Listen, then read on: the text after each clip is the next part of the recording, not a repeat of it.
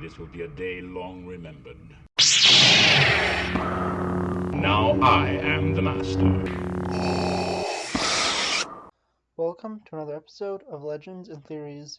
And welcome to a review of the new Jedi Order novel, Rebel Stand. And honestly, this came out a lot faster than I thought it would. I had a lot of time to read the last week, and I thought I would be finishing this for another week or two. But this is a really solid story. As I mentioned in the previous review, the last novel was very essential for setting this one up, and although you could understand what's going on in this one without it, it is helpful to have that other one to set this one up. And this one follows two primary stories, one of them being the New Republic, or really the kind of new rebellion led by Wedge Antilles, striking out against the Vong and trying to hold the world of Barlaeus as long as possible. And the primary story for most of it is a strike team led by Luke Skywalker, including Mara Jade, Tahiri, and about half of the Wraith Squadron, is going on Coruscant to try and figure out what the disturbance of the Force Luke felt is.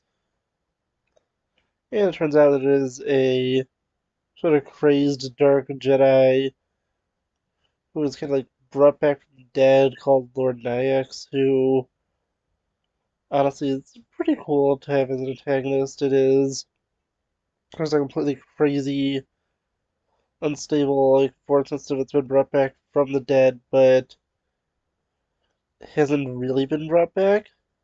It's kind of a fun twist on the people aren't actually dead, and he was a character that probably fit into a Marvel comic or an earlier Star Wars Legends novel. I don't remember which character it was, but I remember them saying he has a history, and it was either in a Marvel or maybe a Dark Horse. I'm assuming Marvel because it could have been from pretty far back. And I do know they drew some stuff in from that, but who really knows? I'm not sure. Well, at least someone knows, but I don't know. And it's not something big enough for me to really look up, but it's a pretty cool antagonist in this, and he had a pretty good and threatening presence. His eventual defeat was pretty cool, and there's also the death of Vixesh, the senator who sabotaged the New Republic and tried to kidnap Ben and caused the fall of Coruscant, at least partially. And her dying basically by realizing she was going to die no matter what and wanting to take her own life instead of letting the Vong get her was, well, kind of pathetic, but the character was very petty and was really doing anything she could to stay alive.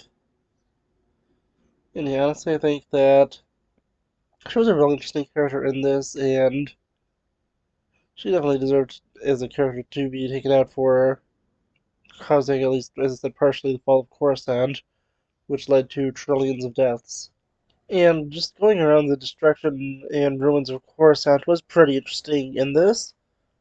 To see a planet that really never is seen like this. It's always seen really at a high point and control of whatever the most major faction is, but never in a destroyed state. It may suffer some damage from battles, but that's relatively fixed pretty quickly or is only contained to a small area. And the two biggest battles I could think of that we really see for this is the Taking of Coruscant and the Rogue Squadron series, or X-Wing series, the Rogue Squadron portion of that. And on the other hand, it is seen really well in Revenge of the Sith. Although there are two other battles that I don't think are shown as well or shown at all, which is the Empire retaking Coruscant and the New Republic taking it back, which take place before and after Dark Empire. But honestly, going into this one once again, it is just really cool to see that, and it is just a really different and unique look at Coruscant since, as I said, we've never really seen Coruscant being destroyed, and this is, full destruction like with Alderaan and other planets with the Death Star, but the city is completely destroyed, the planets changing orbit, and it's being transformed into what's going to be later called Yuzan Tar, but will eventually be returned to being Coruscant. And yeah, honestly, it's just pretty cool to see that, as I said. Going on to the other story, I think that everything in Borlius was pretty interesting, having all these tactics used just to delay the Vong as much as possible was pretty cool to see, and I think that the ultimate ending with the Lusancia pulling off what the Executor did to the second Death Star, although being more effective this time because it was intentional and set to destroy it, was a really awesome ending for that world ship and for well, at least one of the final, if not the last, Superstar Destroyers. I don't remember if there are any more that appear after this point, but even if there isn't, this is still one of the last and is the same class as the Executor, so it's pretty cool for it to go out like that. And yeah, honestly, I think that this is a really entertaining one. It is really helped by the previous one, and I think the two of them probably should have just been combined together into one novel. Because, as I said, the first one just has a lot of exposition and setup for this one. And this one, it's really good, but I think the two of them together are just like a complete and more compelling story. But still, I think it's a really good one, and I want to know what you think. Please let me know in the comments, and I'll see you next episode of Legends and Theories.